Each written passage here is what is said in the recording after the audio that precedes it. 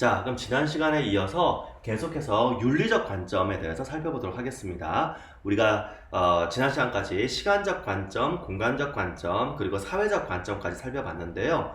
이제 나오는 윤리적 관점이란 것은 우리가 어떤 사회 현상이나 개인의 행위를 판단을 할 때 거기에 그 판단 기준을 우리가 어떤 규범적인 방향성, 그러니까 우리 도덕적인 가치 판단이죠, 그죠? 도덕적인 가치 판단을 하는 것을 우리는 윤리적 관점이라고 합니다. 도덕적인 가치 판단, 선생님이 다른 말로 규범적 방향성이라고 했습니다. 규범이라고 하는 것은 마땅히 그래야 한다, 옳은 것이다 라는 얘기가 되고요. 즉 마땅히 그래야 하는 방향으로 나아가는 것인지 그렇지 않은 것인지를 기준으로 놓고 어떤 행위나 현상을 판단하는 것을 얘기합니다. 예를 들어서 어떤 게 있느냐 하면 우리 요즘 다 힘들잖아요. 우리 코로나 바이러스 때문에 다 힘들고 이제 그 코로나 바이러스 자체는 이제 자연 이제 바이러스이죠, 그죠? 그런데 이제 전문가들은 이제 얘기를 들으니까 이거는 뭐 우리가 마스크를 착용을 해야 되고 또 사람들이 이렇게 밀집해서 모이면 안 되고 거리를 떨어뜨려야 되고 여러 가지 어떤 그런 우리가 지켜야, 그러니까 이 감염이 가능한 이제 되지 않도록 감염을 막기 위해서 지켜야 하는 어떤 생활, 어떤 규범이라고 해야 되나요? 어떤 생활의 어떤 지켜야 되는 것들이 나왔습니다. 그럼 이걸 지켜야 되는 거죠. 그럼 우리가 그거를 이제 방향이 지켜야 하는 게 맞는 방향, 그러니까 맞는 겁니다. 그러면은 이거를 어겼다, 어떤 현상을 바라봤을 때 이거를 지켰다, 그거는 옳은 것이야. 이거를 어겼다, 그것은 그른 것이야. 이런 것들이 우리가 바로 윤리적 관점에서 바라보는 거죠. 예를 들면 어떤 게 있을까요? 우리가 지금 마스크를 모두 착용하세요 해서 그럼 마스크를 착용해야 되겠구나 하고 갔더니 어떤 매점을 통해서 마스크를 엄청나게 비싸게 판다든가 마스크를 이제 안 판다든가 하면 착용을 할 수가 없게 만드는 거잖아요. 우리는 마스크를 착용을 해야 되는 게 맞는 건데, 즉 그게 맞는 방향으로 가는데 그거를 지금 맞지 않게 한 거죠, 그죠? 그러니 그 행동은 옳지 않은 것이야 라고 우리가 비난을 하게 되고 어떤 그런 것입니다. 우리는 이제 그 행동에 대해서 판단을 하는 게 된 거죠. 바라보는 기준이 이거인 거니까. 또 어떻게 해요? 사람들이 밀집하면 안 되고요. 또 그래서 가능하면 그런 거를 줄여야 되고. 그래서 우리 지금 회사들, 대기업이라든가 어떤 많은 회사들이 어떻게 하고 있나요? 재택근무 시행을 하고 있죠. 가능한 이제 회사에 근무하는 인원은 최소한으로, 전혀 없기는 힘들겠지만 이렇게 재택근무가 가능한 업무라면 다 재택근무를 하는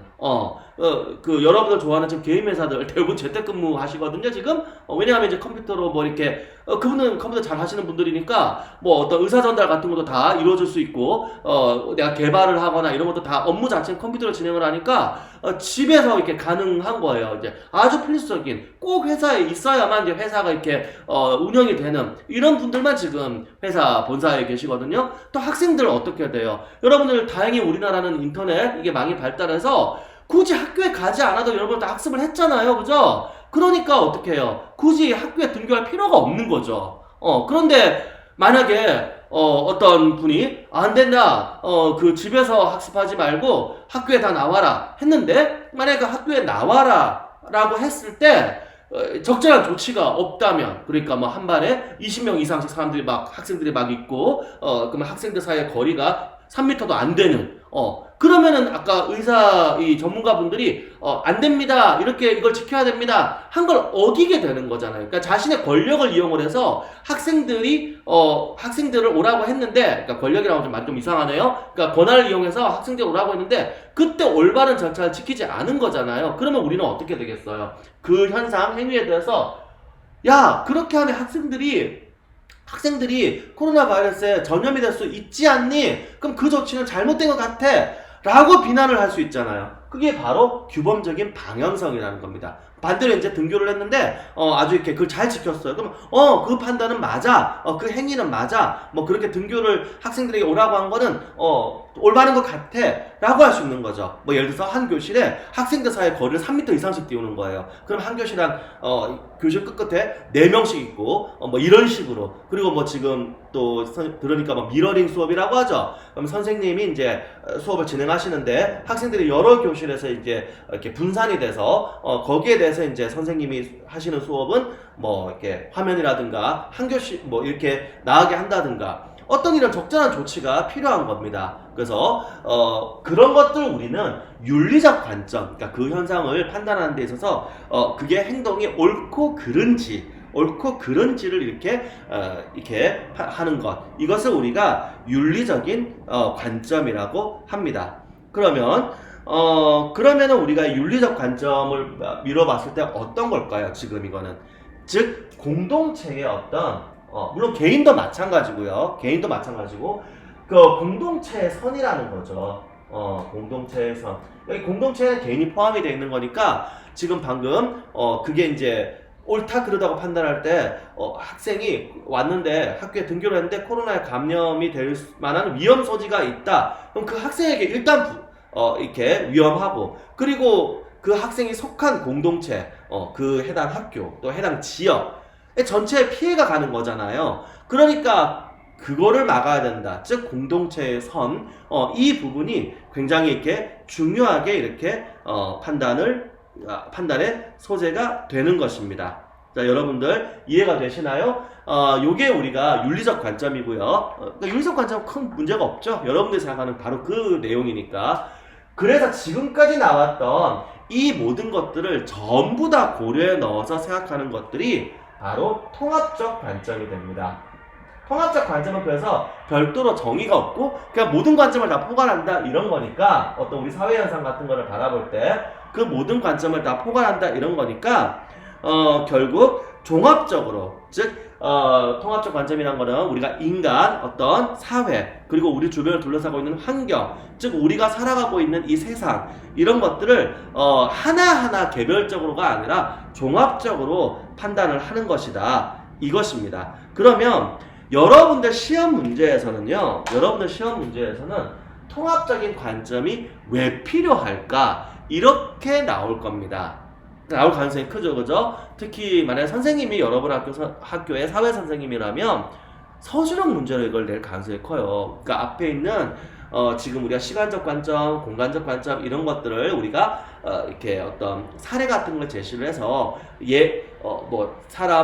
그러니까 또 사례라든가 어떤 우리 문항으로 제시를 해서 뭐 철수, 영희 이렇게 해서 철수는 뭐 어떤 현상을 무슨 관점으로 파악을 했다. 이런 형태로 문제를 만든다고 한다면 마지막에 있는 이 통합적 관점은 서술형 문제로 통합적 관점은 그러면 우리가 사회현상을 판단하는데 왜 필요한지 서술하시오 이렇게 아마 나올 가능성이 큽니다.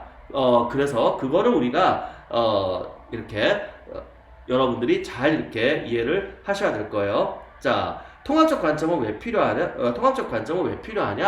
바로 우리 사회 현상이 사회가 굉장히 복잡해요. 사회가 굉장히 복잡하기 때문에 어떤 현상에 대해서 하나의 관점만으로 이해하기에는 그 현상을 전부 설명해 주기가 쉽지 않다. 이 부분이 바로 핵심이 됩니다. 즉 우리가 겪고 있는 다양한 사회 현상들은 매우 복잡하기 때문에 복합적이에요. 그죠? 그래서 이걸 복합적이다 이런 말을 쓰고요. 복합적이기 때문에 그것을 이해를 하기 위해서는 여러 가지가 섞여서 있기 때문에 통합적 관점이 필요하다 이런 것입니다. 자, 그러면 여기 복합적이라는 것은 무슨 말이냐? 바로 그 현상에는 다양한 사실이 존재하고 그 현상 속에는 여러 가치가 충돌하는 경우가 많다. 사실과 가치라는 용어도 여러분들 정리를 하셔야 되거든요.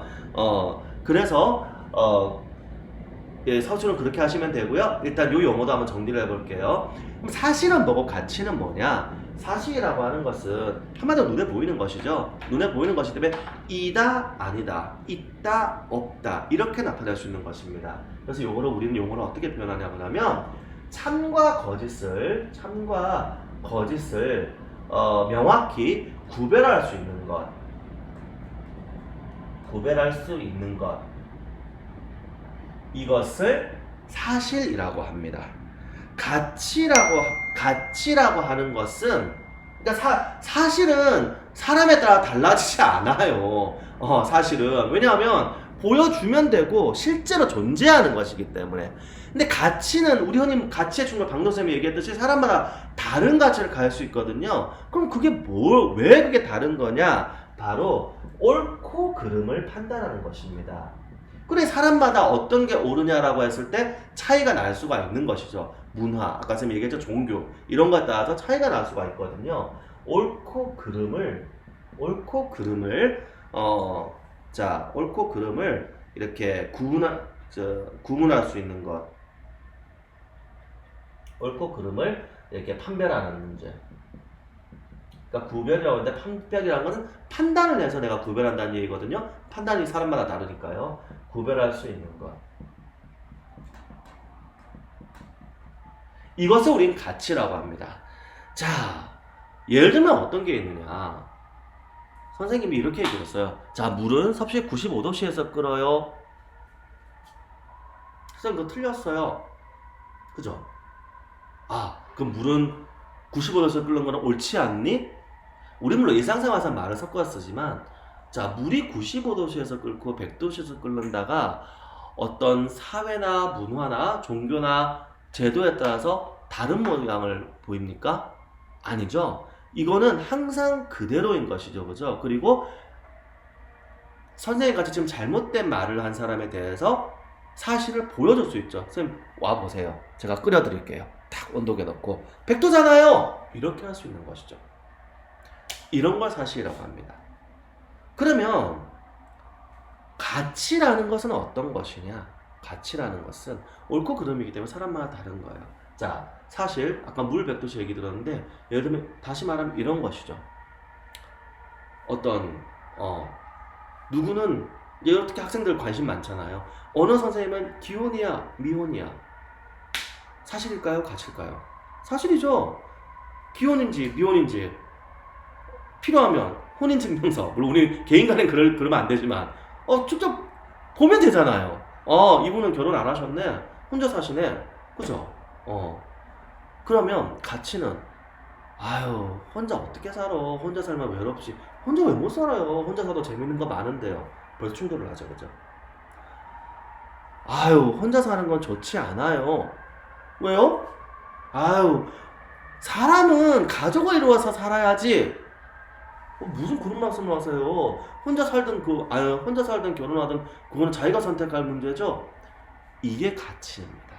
그럼 결혼이라는 내용이 어떤 사람이 결혼했다, 결혼하지 않았다는 것은 사실인데 결혼을 해야 한다, 결혼은 꼭 할 필요가 없다. 이건 사람마다 생각이 다르죠. 이건 가치에 해당한 내용이에요. 이해되시나요? 그래서 지금 봤듯이 어떤 사회 현상에 대해서 지금 벌써 어떤 거예요? 우리가 예를 들면 사회 현상 이런 거 봅시다. 결혼의 비율이 내려가고 저출산의 어떤 이런 건 현상이에요. 근데 그거를 바라보면서 연구를 할 때 벌써 단일한 관점으로 보기에는 무리가 지금 있는 거죠.